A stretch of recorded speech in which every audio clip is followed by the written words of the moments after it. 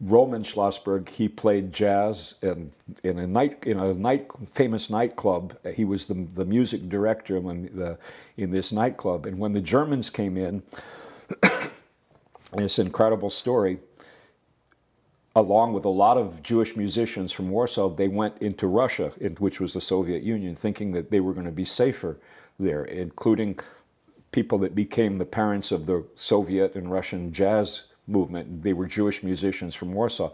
Well, Roman Schlossberg went into Russia only to be arrested and put into a gulag by Stalin.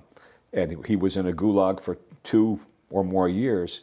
After 2 or more years, Stalin discovered that he wasn't such good friends with Hitler anymore, that Hitler had broken the alliance.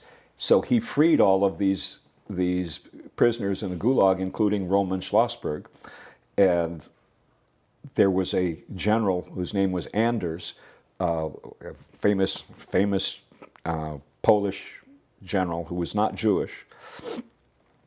And he started an army, but Stalin didn't have the money to pay for feeding the soldiers. So he gave the whole Anders army to the British. So here are these Polish Jews in Russian Soviet concentration camps that are now British soldiers in the Anders army. They go to Iraq, they go to Iran, and then they go to what was Palestine.